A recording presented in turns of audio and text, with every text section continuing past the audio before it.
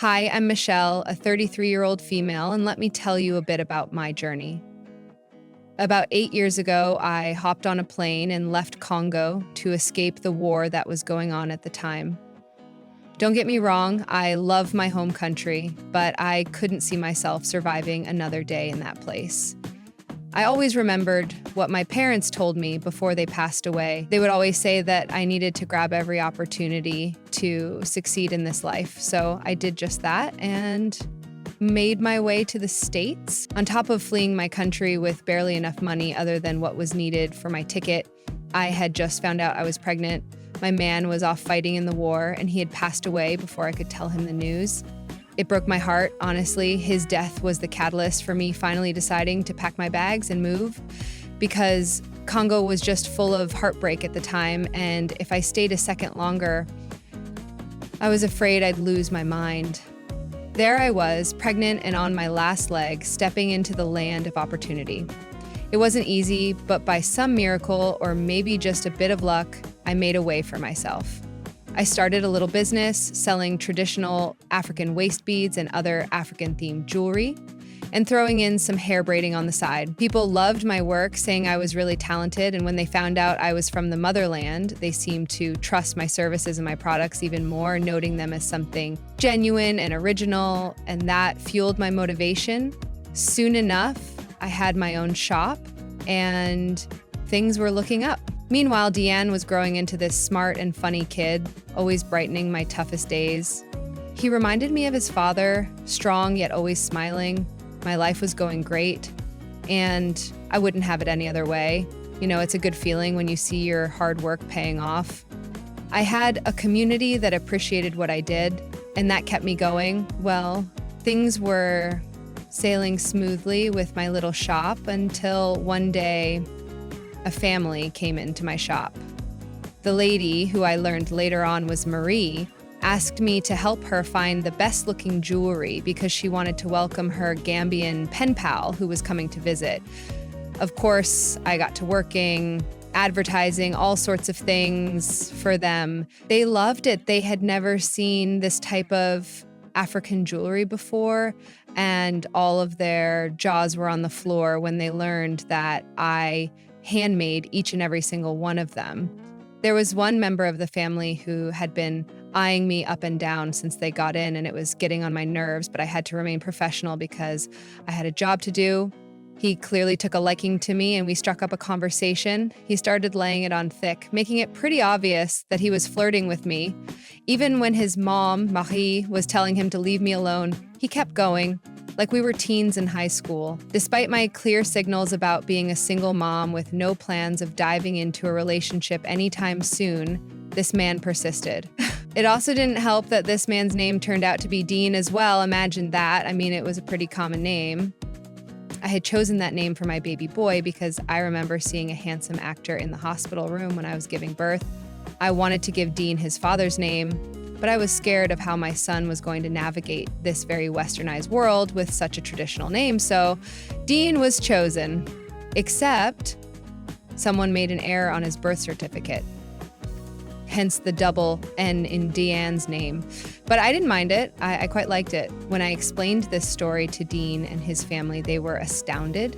Marie said that we had to at least become friends because it wasn't every day that they met another Dean. I thought that was quite odd because the name seemed common enough to me, but hey, who was I to judge? These people ended up staying in my shop after closing hours, but I low-key didn't mind. We all just seemed to click. Marie was the sweetest. Janny, Dean's sister, was so nice and cool, and Dean was gassing me up, so it was a very good time. I had made my first proper friends in this strange land, and it had taken 3 years to do so. I was very happy. Even after Marie, Janny, and Dean left, Dean had promised that he'd make more of an appearance so that he could peruse, as he put it, but we both knew what he wanted deep down. He started visiting the shop almost every day, buying jewelry under some excuse or the other. For a friend, or for a sister's friend, or for a friend's sister, he said it all. I didn't mind at all. Business was booming with all of his purchases. And just when I thought he'd given up, he'd come back to my store, flirting with me, buying some things, and then leaving. Then one day, he met Deanne when the babysitter canceled on me last minute. The way he interacted with my son showed me a different side of him, a caring and loving side. He wasn't just being the crazy flirt he always was. He was soft, and he seemed to be genuinely interested in interacting with my son. It melted my heart, and I started seeing Deanne in a better light. I started thinking to myself, would it be so bad to fall in love again? So I decided to give Dean a chance after several months of him visiting the shop and asking me out. He almost didn't know what to do with himself when I said yes. We started dating, and he turned out to be a sweet and caring partner, and I was slowly falling in love. Dean, my son, even started warming up to him and would even call him Dada sometimes. Time flew, and before Dean hit his 6th birthday, Dean proposed to me. Life was taking an unexpected but not unwelcome turn, and I was here for the ride. Our wedding day was a dream come true. You need to understand, as someone who was literally fighting for her life every other day back in Congo, that having such a beautiful and lavish wedding almost felt surreal. I couldn't stop crying. I was so happy. Everything was going smoothly, and we were all having a blast. Marie, Dean, and most importantly, Deanne, my little ring bearer, were all over the moon with happiness. I felt like I was floating on cloud 9, unstoppable and overjoyed. Throughout the festivities, I chatted a lot with Janny, Dean's sister. She appeared genuinely happy for us, and her maid of honor speech was very heartwarming. She expressed her wishes for nothing but the best for Dean and me. It was touching, and I felt blessed to have such supportive people around. So imagine my surprise when I received a very interesting message from her on my wedding night. Janny sent me a Vuance message with some seriously nasty content. I had to read it repeatedly, questioning if my eyes were deceiving me. But no, there it was, a shady text about how much she hated the idea of me being with her brother. I was utterly shocked and hurt. Babe, what's going on? Nothing, don't worry about it. You look upset, and that's the last thing I want you to be, especially on our wedding night. Now, drop the act. Tell me what's going on. Well, I don't know how to say this, but your sister said some pretty nasty things to me just now. What? What things? Let me see. You can't see it. She sent it as a view once message. Well, what did she say? She said the idea of us together makes her sick. She said a lot, babe. A lot of hurtful things. Are you for real right now? Why would she say those things? She loves you. Didn't you hear her speech? Damn it, I almost broke down crying. I know you wouldn't believe me. I'm not saying I don't believe you. It's just, it's a lot to take in. I mean, I've never known my sister as someone to say that type crap, you know? Okay, then why don't I call her and put her on speaker?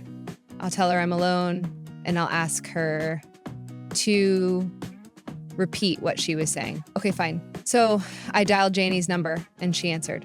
I didn't even have to do much to prove that she was just a wolf in sheep's clothing. Ooh. What do you want? Shouldn't you be on your honeymoon? I am. Where's Dean? He's showering. Listen. Janny, earlier in the night, I got a text from you. It was quite concerning. I just wanted to ask about it. Are you dense or something? You can't read. I want to hear it coming out of your mouth. You clearly had a lot to type out. I was just wondering if you had anything else to get off your chest. You're just as pathetic as you look. You know what I said? I don't want to see you two together. It makes me sick. I mean, who do you think you are? Waltzing into this family like you know us, like you belong. What's that supposed to mean? I just think that you should go back to your damned country. We don't want you or your little snotty kid here. Don't you dare talk about my son. I'll talk about whoever I want, however I want. Besides, all he is a good for nothing little. That's enough. Janny, what the F is wrong with you? Are you serious right now? I almost didn't recognize you. You sound so racist. Dean, what the hell? You told me he was in the shower. Yeah, well, I lied. I told him about your stupid little message. Did you really think I wasn't going to tell my husband about what you said? He just needed proof, and I'm so sorry for doubting you, babe. Jenny, what is wrong with you? Have you lost your mind? I can explain. Don't bother. I'm telling Mom about this. I can't believe you. After I hung up on Jenny, Dean was quick to apologize and assure me that he would set things right. It was like he was on a mission, wasting no time in cutting off ties with his sister for the sake of preserving our family. After we tried to enjoy the rest of our honeymoon, he was the one to break to the news to Marie about Janny's hateful message, and we all gathered for a family meeting to address the situation. Marie was just as shocked as I was to hear her daughter spew such ugly things. Janny, in tears, started playing the victim, insisting it wasn't fair and that her words came out wrong, but I wasn't falling for it. Dean, true to his vows of protecting me and Deanne, took a firm stand. He told his mom that he wanted nothing to do with Janny, emphasizing that he was now raising a black son and his priority was shielding Deanne from people like Janny in America. Oh, come on, Dean. You're being ridiculous. No. What's ridiculous is that you're a racist. I mean, how did this even happen? When did you hold such backward views? I don't know what she told you, but listen to me. No. I'm sorry, but I don't know if we can ever repair this. You know how much I love Michelle and Deanne. Hell, you even supported me when I was dating her, and now that we're married, you're talking like this? You need a psych ward or something. Mom, please help me. No, dear. I'm afraid I can't, not this time. I didn't raise my kids to be hateful. I don't know what any of this is about, but Janny, I'm extremely disappointed in you. Despite Mary's anger, she couldn't completely sever ties with her daughter, unlike Dean. They grew distant, but the connection remained. Whereas Dean, Deanne, and I were determined to never see Janny's face again. 3 more years passed, and Deanne, now 8, was having a great time with his dad, enjoying his childhood, and I was feeling quite blessed and appreciative of everything that life had given me so far. In those 3 years, Dean and I hadn't spoken to Janny like we said. Although she occasionally tried to reach out, I made it clear she wasn't welcome in my home. She bombarded me with texts, claiming she had changed, but I wasn't in the mood to find out. Life was good with my husband and son, and we recently discovered we had a kid on the way, so I was savoring this peaceful moment in my life. But just like a roller coaster, the highs eventually have to come down. One night, as we were all relaxing in the living room, Dean received a call that his mom was in the hospital. Her respiratory problems were worsening, making it increasingly difficult for her to breathe. We rushed to the hospital to find her in a critical condition. She looked awful, and Dean was really scared, asking me if his Gram was going to die. I didn't want to worry him, but I also didn't want to lie, so I told him that we needed to wait for the doctors to tell us what was happening. Marie's health was declining really fast, and the doctors gave us little hope. We spent the night by her side, recalling old memories and struggling to hold back our tears. She would go in and out of consciousness, and eventually the doctors had to sedate her so that she'd feel some sort of relief. But even when she was sedated, it's like we could all feel the life slowly being drained from her. I had grown to love that woman. She had always been so kind to me. I'll never forget the joy on her face the day we met in my shop. She was just a beacon of light. Sadly, at 2:32 that morning, Marie passed away peacefully in her sleep. Breaking the news to Deanne was heart-wrenching, and Dean was obviously shattered. We felt like we were just getting our lives started, and this felt like we were taking 10,000 steps back. It was a tough time for all of us. Days passed, and we found ourselves at Marie's funeral, paying our respects. Dean, usually strong-willed, was overcome with grief. I thought this loss had changed him forever. Even when we received the inheritance money Marie left us in her will, it felt bittersweet. Accepting it seemed like acknowledging her departure. To make matters worse, Janny couldn't be bothered to attend the funeral. Can you believe it? After all her pleas for a second chance, she acted as if she couldn't care less. I was furious, but both Deans were too consumed by their grief to entertain Janny's thoughtlessness. As the months passed, the void left by Marie's absence felt overwhelming. Even with my growing belly, I couldn't help but think about how she wouldn't have the chance to meet another grandbaby. The weight of her not being here was just too big to ignore. I got a text from Janny one day while chilling in the garden. She was all apologetic, saying sorry for everything and explaining she didn't show up at the funeral because she felt ashamed. According to her, she was on this journey of self-improvement. I get distressed, but I don't know how someone fails to attend their own mother's funeral. I guess everyone copes in their own way, and I can't judge. Despite her not being there for Marie's funeral, I couldn't help but feel a bit sad for Janny. With Marie gone, she was left with barely anyone who could stand her. Her text surprised me, though. When I kept on reading, I saw that she wanted to take Deanne to a newly opened adventure park, claiming they needed to catch up on some aunt-nephew fun. She said that I owed it to Deanne to give this relationship a chance. She was urging me to prove to her I was wary, but given the circumstances and feeling a tad sorry for Deanne, I agreed. On one condition, I was coming along because, let's be real, I still didn't fully trust her. The day of the adventure park date arrived, and Janny seemed genuinely excited, all smiles and positive vibes. It almost reminded me of the first time we met at my shop years ago. As the day went on, I started feeling more comfortable around her. Janny seemed genuinely interested in patching things up, and I was starting to let my guard down. But as luck would have it, we got separated in the crowd. I called out for Deanne and Janny, but there was no sign of them. Panic started to set in. Maybe it was my slower pace, being a pregnant woman in a bustling theme park, but I was genuinely worried. That's when I had a light bulb moment. I started calling out to my son in Lingala, a native Congolese language that I had taught him. Lo and behold, I heard him responding, and I managed to find him. "I found you, Mama." "Yes, you did. I'm so proud of you for being so brave and waiting for me." "Now, where's your auntie?" "I don't know." When we got lost in the crowd, she was pulling on my arm really hard, though. Oh, yes. And she was saying something about how you'll pay for what you've done. But I told her I don't have any money. I was furious. What is this heifer talking about? Why was my son gonna pay? Just as I was about to call her, on my phone, she called me. Janny called, sounding all smug and stuff, telling me to listen up. "I have your son in an undisclosed location right now." Before I could tell her she was sorely mistaken, she started laughing like a witch. "What on earth are you talking about?" She spilled the beans that she'd planned all along to get me away from Deanne so she could take him somewhere unknown. I was both mad and scared. How could she even dream of messing with my kid like that? Janny just continued to laugh, saying it was payback for all the times she felt rejected by me and her brother, and that she had something that needed to be returned to her. Give me the inheritance money that my mom gave to you, or else I'll ship your son back to where he came from. What? You want my inheritance? It's mine, and I'll be damned if I let some immigrant take it away from me. Now hurry up. I want you to send it to my account details, and then I'll let go of your son. Janny, you have clearly fallen and hit your head, because no sane person would ever say crap like this.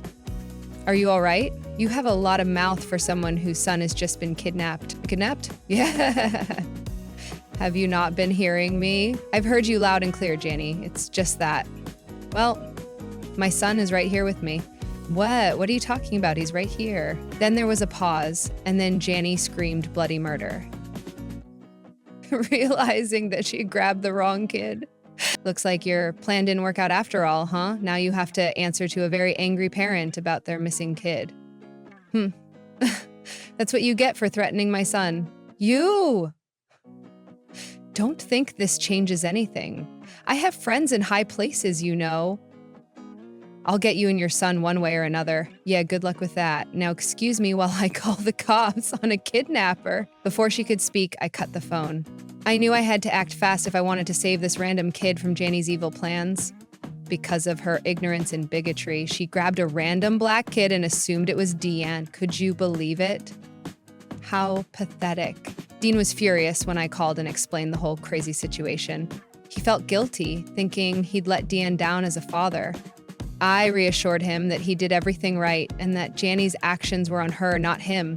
Besides, she was getting arrested and would be behind bars, and I hoped she'd stay there for a good long while. The kid's parents were over the moon when they reunited with the kid that Janny had accidentally kidnapped. They couldn't stop thanking me for calling the cops and helping to bring their son back safely. It felt good to be appreciated, but the whole ordeal left a bitter taste in my mouth.